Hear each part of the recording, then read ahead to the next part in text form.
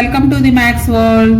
ఈ వీడియోలో AP state board new text book 7th class mathematics 3rd chapter simple equations అనే చాప్టర్లో unit ఎక్సర్సైజ్లో 7 to 15 problems ఎలా చేయాలో ఈ వీడియోలో నేర్చుకుందాము.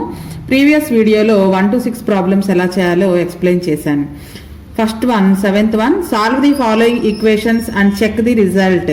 ఏ మెథడ్లో చేయాలి? Method of transposition. ఈ మెథడ్లో చేసి వచ్చిన ఆన్సర్ కరెక్టో కాదో కూడా చెక్ చేయాలంట. 2 ప్రాబ్లమ్స్ ఇచ్చారు. First one 9 into a plus 3 plus 7 is equal to 22. Transposition మెథడ్లో ఫస్ట్ +7 రైట్ సైడ్ పంపిస్తే -7 అవుతుంది. LHS వైపు 9 into a plus 3 ఉంటుంది. is equal to 22 minus 7.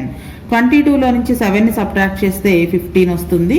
9 into a plus 3 LHS వైపు. నెక్స్ట్ ఇంటూ 9ని రైట్ సైడ్ పంపించాలి.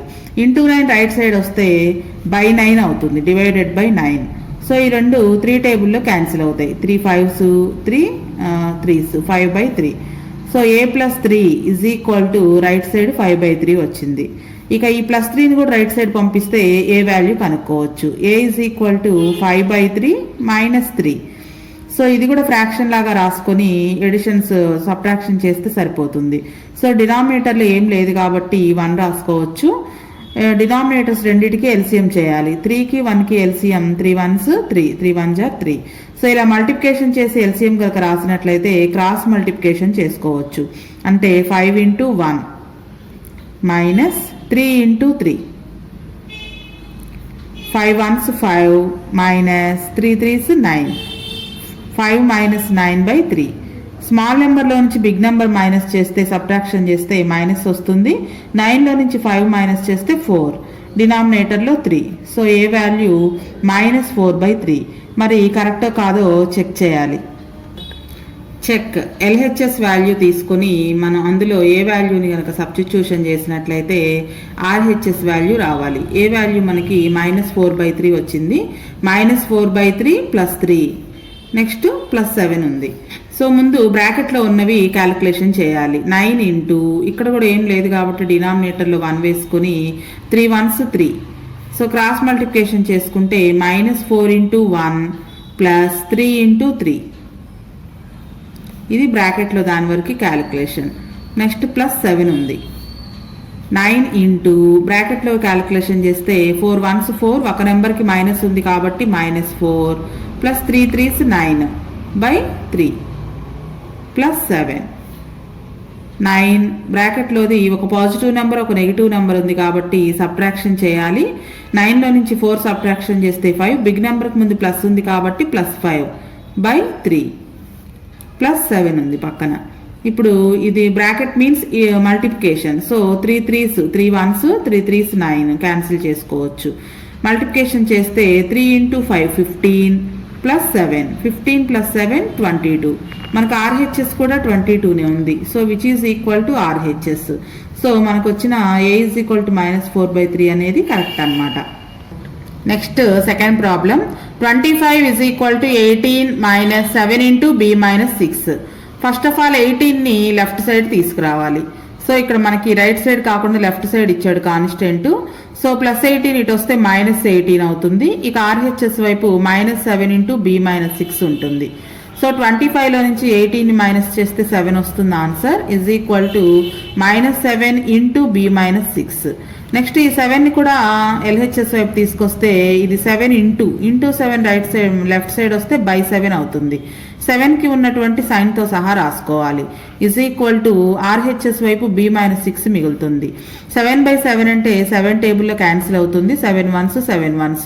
So ఒక నెంబర్కి మైనస్ ఉన్న డివిజన్ చేసే 2 నెంబర్స్లో ఆన్సర్లో మైనస్ వస్తుంది. -1 is equal to b - 6. So మనకి b వాల్యూ కనుక్కోవాలి. ఈ -6ని కూడా LHS వైపు తీసుకొస్తే +6 అవుతుంది. ఆల్రెడీ LHS వైపు -1 ఉంది. ఈ -6 ఇటు వచ్చినప్పుడు +6 అవుతుంది. is equal to b. 6 అనేది పాజిటివ్ నెంబర్, 1 నెగిటివ్ నెంబర్. 6లో నుంచి 1 సబ్ట్రాక్షన్ చేస్తే 5 is equal to b. అంటే b వాల్యూ 5 వచ్చిందనమాట. కరెక్టో కాదో చెక్ చేద్దాం.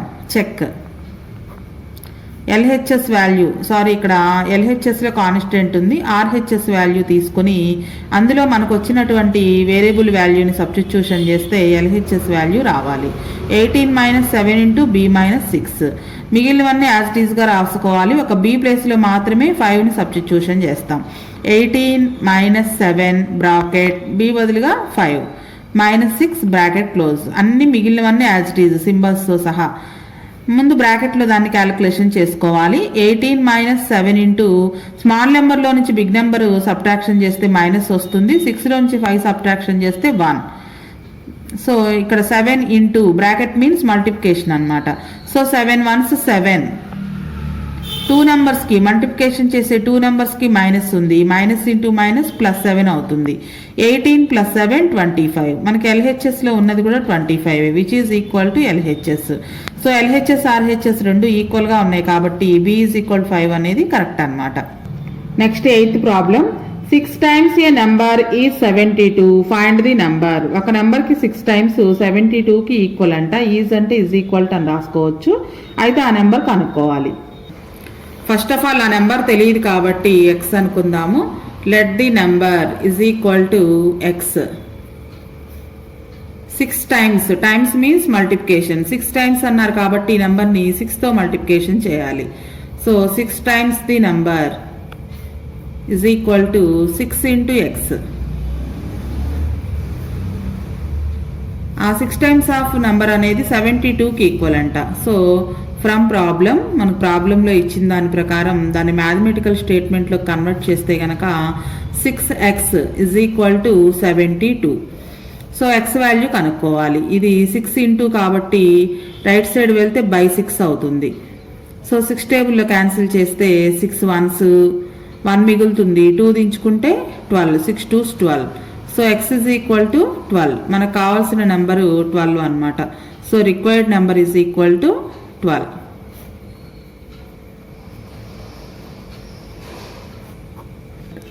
Next 9th problem. 3/4 of a number is more than 1/4 of same number by 2. Find the number. 3/4 అంటే ఇక్కడ 3ని 4 పార్ట్స్ చేయటం అని అర్థం. దాన్ని 3/4 అని రాసుకుంటాం. 1/4 అంటే 1/4 అని రాసుకుంటాం. ఈ 2 నెంబర్స్ 3/4 ఆఫ్ నెంబరే ఎక్కువ ఉంటుంది. ఎంత ఎక్కువ? 1/4 కంటే అంటే 2 ఎక్కువ అంట. అంటే ఈ 2 నెంబర్స్ని డిఫరెన్స్ చేస్తే కనుక 2 రావాలి. ఈక్వేషన్ ఫామ్ చేసుకుంటే నెంబర్ కనుక్కోవచ్చు. ఫస్ట్ ఆఫ్ ఆల్ మనకు ఆ నెంబర్ తెలియదు కాబట్టి ఎక్స్ అనుకుందాము. Let the number is equal to X. First of all 3/4 of A number అన్నాడు. 3/4 అంటే 3/4 అని రాసుకుంటాం. 3/4 of A number is equal to 3/4 means 3/4. Of అంటే మల్టిప్లికేషన్. నెంబర్లో 3/4 కాబట్టి ఇంటూ ఎక్స్ అని రాస్తాం. That means 3x/4. న్యూమరేటర్స్ రెండు మల్టిప్లికేషన్ చేస్తే 3 × x 3x/4. Next 1/4 of A number. 1/4 of A number is equal to 1/4 అంటే 1/4. Of means multiplication. నెంబర్ ఆ నెంబర్ని ఎక్స్ అనుకున్నాం కాబట్టి ఎక్స్ 1/4 × x. ఇది కూడా మల్టిప్లికేషన్ చేస్తే x × 1 x/4. ఈ 3/4 of A number 1/4 of A number కంటే 2 ఎక్కువ ఉంటుంది. ఈజ్ మోర్ దాన్ 2 అన్నాడు. అంటే ఈ రెండింటిని డిఫరెన్స్ చేస్తే కనుక మనకి 2 రావాలన్నమాట. సో ఫ్రమ్ ప్రాబ్లం మనకి ఇచ్చినటువంటి స్టేట్మెంట్ని ఈక్వేషన్ ఫామ్లో కనుక రాసినట్లయితే from problem 3x/4 minus x/4 is equal to 2 రావాలన్నమాట. డినామినేటర్స్ రెండు ఈక్వల్గా ఉన్నాయి కాబట్టి ఎల్సిఎం 4 అవుతుంది. ఇలా డినామినేటర్స్ రెండు ఈక్వల్గా ఉంటే న్యూమరేటర్స్ని డైరెక్ట్గా సబ్ట్రాక్షన్ చేయొచ్చు. అంటే 3x - x is equal to 2. 3xలో నుంచి xని సబ్ట్రాక్షన్ చేస్తే 2x. ఈ ఇంటూ 4 రైట్ సైడ్ వస్తే కనుక /4 రైట్ సైడ్ వస్తే ఇంటూ 4 అవుతుంది. 2 × 4. నెక్స్ట్ మనకి x వాల్యూ కావాలి.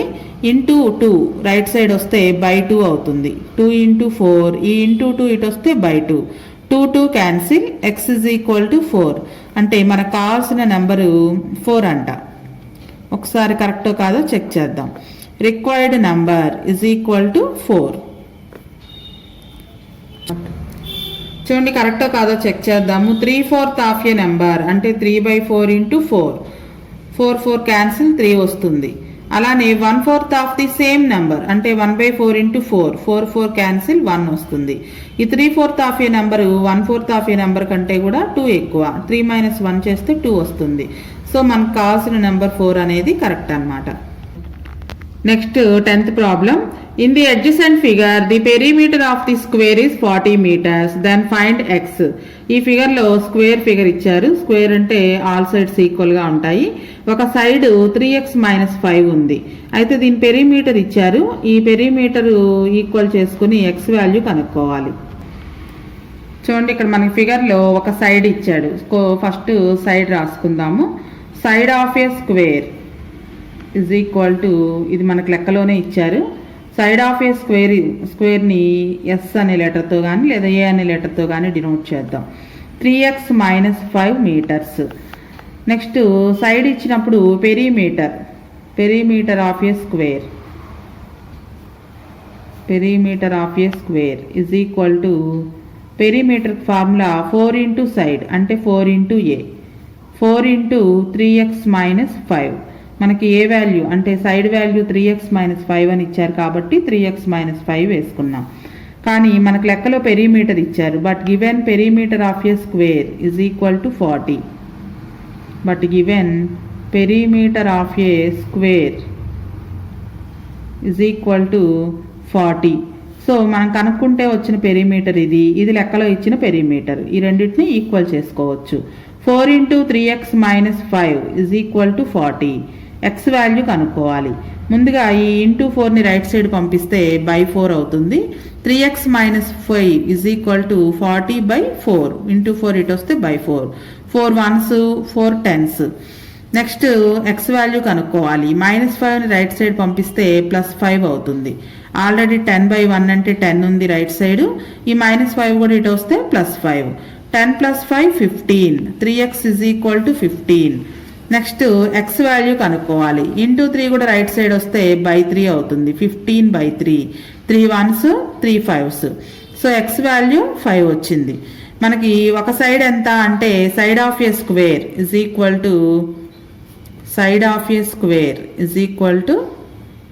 3x - 5 అని ఇచ్చారు. సో 3 ఇంటూ ఎక్స్ వాల్యూ కనుక సబ్స్టిట్యూషన్ చేస్తే 3 ఇంటూ 5 - 5. 3 5s 15 - 5 10. 15లో నుంచి 5 మైనస్ చేస్తే 10 మీటర్స్ అన్నమాట side of a square. 11th problem. Jeevan is 3 years younger than his brother Sesi. If the sum of their present ages is 19 years, what are their present ages? Jeevan Shashi ఇద్దరున్నారు brothers. Jeevan younger one అంటే చిన్నవాడు అనమాట. శశి కంటే కూడా 3 years చిన్నవాడు. వాళ్ళిద్దరు ages ని some చేస్తే 19 years అంట ప్రజెంట్ ఏజెస్ ని. అయితే వాళ్ళిద్దరు ప్రజెంట్ ఏజెస్ విడివిడిగా ఎంతెంతో కనుక్కోవాలి. So first of all Shashi age ని ఎక్స్ అనుకుందాం. Let the age of Shashi is equal to X years. Jeevan Shashi కంటే కూడా 3 years యంగర్ అంటే చిన్నవాడు అనమాట. So the age of Jeevan is equal to Shashi కంటే 3 years చిన్నవాడు కాబట్టి ఎక్స్లో నుంచి 3ని మైనస్ చేయాలి. X - 3. Sum of their present ages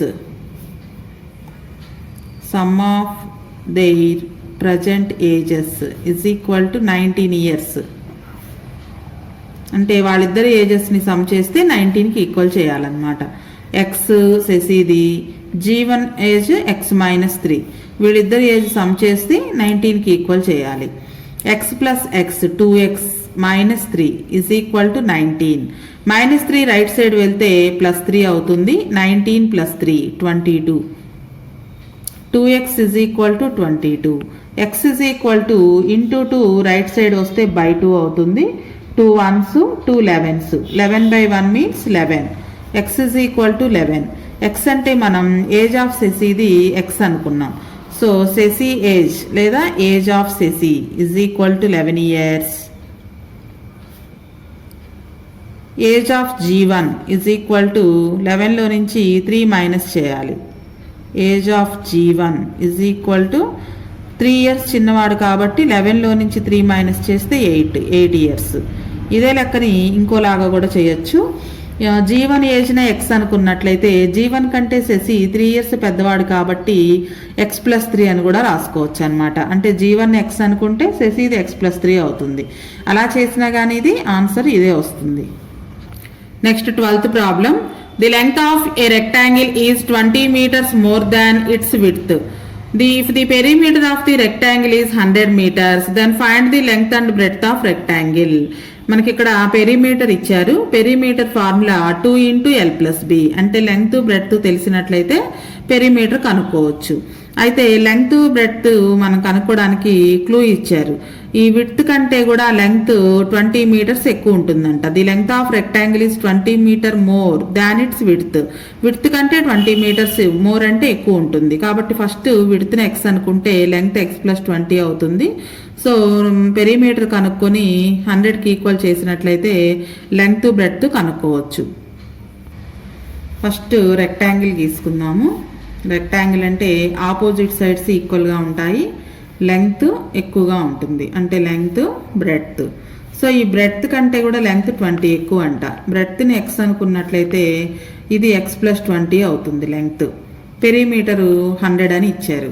first of all మనం బ్రెడ్త్ని ఎక్స్ అనుకుందాం. లెట్ బ్రెడ్త్ ఆఫ్ లేదా విడ్త్ అని కూడా అనొచ్చు. BREADTH. Breadth of rectangle is equal to x. Next length దానికంటే 20 ఎక్కువ కాబట్టి length L is equal to x+20. Perimeter of rectangle is equal to formula వేద్దాం. Perimeter of rectangle is equal to 2 × l+b. 2 × l+b. 2 into length value x+20 plus breadth లేదా width x అవుతుంది. 2 into x+x add చేస్తే 2x + 20. ఇది మనకి perimeter of a rectangle.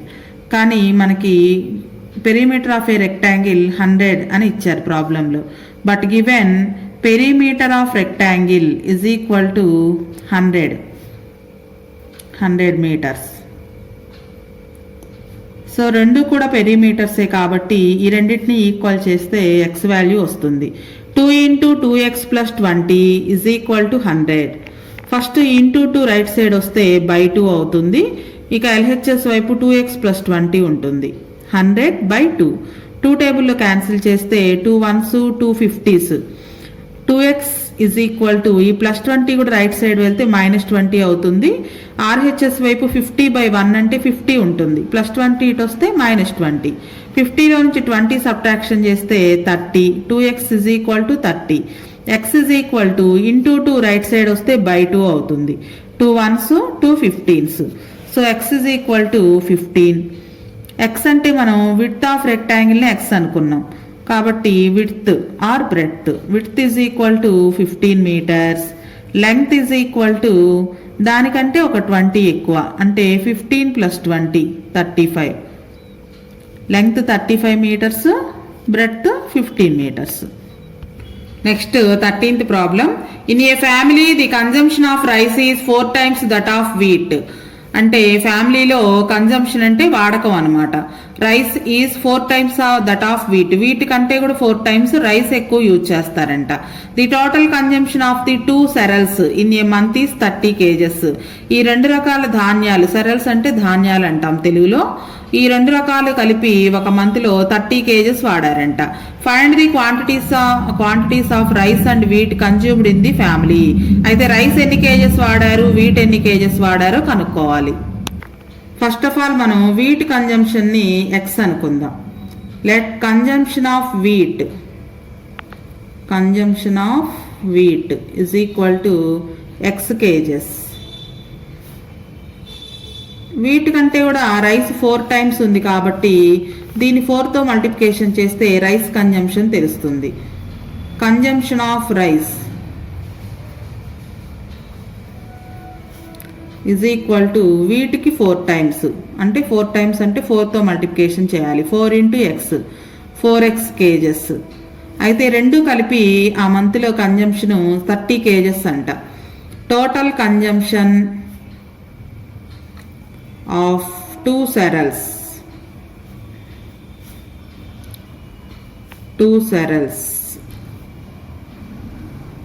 Is 30 kgs అంటే 30 kgsకి equal to 30. Total అంటే వీటిని రైస్ని రెండింటిని యాడ్ చేయాలి. Wheat X rice 4x kgs is equal to మొత్తం కలిపి 30 kgs. X plus 4x add చేస్తే 5x is equal to 30. X is equal to into 5 right side వస్తే డివైడెడ్ బై 5 అవుతుంది. 5 1s 5 6 are. X is equal to 6 by 1 means 6. So x 6 వచ్చింది. X అంటే మనం consumption of wheat అనుకున్నాం. So consumption of wheat is equal to 6 kgs. అలానే consumption of rice దీనికి 4 times. Consumption of rice is equal to వీటికి 4 times అంటే 4 into 6 24 kgs. So రెండింటిని add చేస్తే 30 వస్తుంది. 24 + 6 30. వీటికి 4 times రైస్ కూడా ఉంది. Next 14th problem. The teacher tells the students in the class that the highest mark obtained by a student in the class is 7 more than twice the lowest marks. If the highest mark is 93, then what is the lowest mark? ఒక teacher ఏం చెప్పారంటే highest mark ఎంతో చెప్పారు, కానీ lowest mark కనుక్కోవాలి మనం. Lowest మార్క్ని twice చేసి దానికి 7 కలిపితే హైయెస్ట్ వస్తుందంట. హైయెస్ట్ ఆల్రెడీ ఇచ్చాడు కాబట్టి లోయెస్ట్ ఎంత అవుతుందో కనుక్కోవాలి. లోయెస్ట్ మార్క్స్ తెలియవు కాబట్టి ఎక్స్ అనుకుందాము. ఈ లోయెస్ట్ మార్క్స్ని ట్వైస్ అంటే 2 times చేసి దానికి 7 కలిపితే హైయెస్ట్ మార్క్స్ వస్తాయి. అంటే 93కి ఈక్వల్ చేయాలి. First of all lowest marks తెలియదు కాబట్టి let the lowest marks is equal to x అనుకుందాం. Let the lowest marks is equal to x. Highest marks is equal to 7 more than. More అంటే +7 add చేయాలి. దేనికంటే more than 7 అంటే twice the lowest marks. Lowest మార్క్స్ని twice చేయాలంట. 2 into x + 7 చేస్తే highest marks వస్తాయి.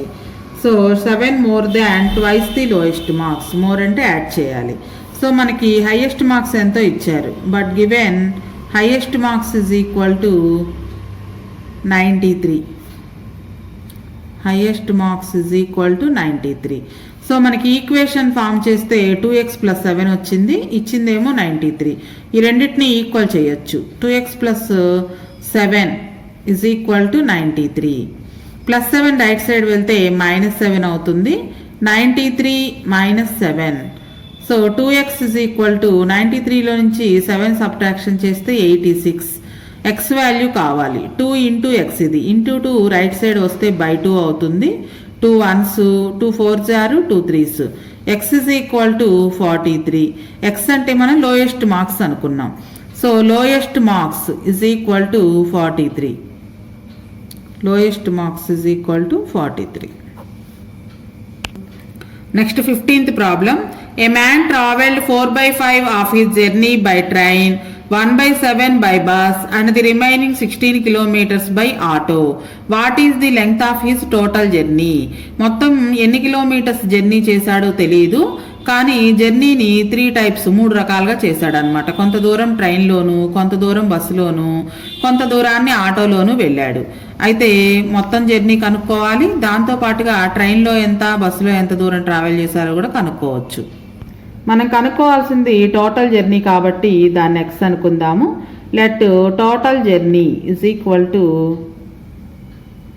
X kilometres.